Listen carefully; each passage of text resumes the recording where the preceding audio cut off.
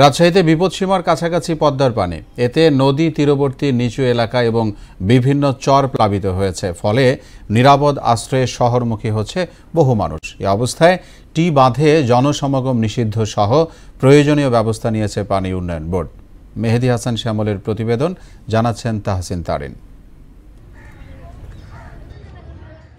রাজশাহী পয়েন্টে পদ্মার পানির বিপদসীমা ধরা হয় 18.5 মিটার। বর্তমানে মাত্র 60 সেন্টিমিটার নিচ দিয়ে প্রভাবিত হচ্ছে পানি। গেল মাসের শেষ দিক থেকেই বাড়ছে পদ্মার পানি, যা অব্যাহত আছে। পদ্মা পাড়ের বিভিন্ন চর প্লাবিত হওয়ায় বেশিরভাগ মানুষ লোকালয়ে আশ্রয় নিয়েছে।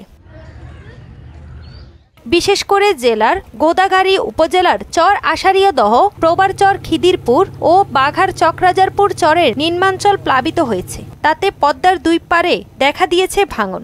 বেশি ডুবি গেলে চলে যেতে হয়ে পড়ে, ওই পাশে থাকতে হবে কোন জায়গাতে। কিছু জায়গায় যারা আছে তাদের তো অসুখ, মানে এখন বন্যার কারণে অসুবিধা হচ্ছে।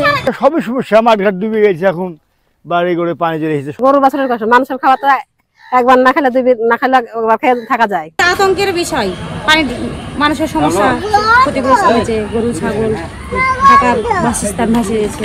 এই অবস্থায় শহর রক্ষাবাদ ও টি বাঁধ রক্ষায় প্রয়োজনীয় ব্যবস্থা নেওয়া সহ সব ধরনের প্রস্তুতি রাখা হয়েছে বলে জানান পানি উন্নয়ন বোর্ডের এই কর্মকর্তা। পদ্মার যে রিলেটেড আপনার হচ্ছে শহর রক্ষা বাঁধ এবং অন্যান্য যে রাজশাহী জেলার যে বাঁধগুলো আছে পদ্মার তীরবর্তী, সেই বাঁধগুলোতে নিয়মিত মনিটরিং করতেছি। পানির যে লেভেল, সেই আশঙ্কা বিবেচনায় আমরা বর্তমানে ওখানে প্রবেশাধিকার একটু আপনার সংরক্ষিত করেছি, যেহেতু আপনার হচ্ছে স্ট্রাকচারের সেফটি প্লাস হচ্ছে জনগণের সেফটি। রাজশাহীতে সবশেষ 2013 সালে পদ্মার পানি বিপদসীমা অতিক্রম করে, এবারও সেই আশঙ্কা করা হচ্ছে। তাহসিন তারিন, মোহনা সংবাদ।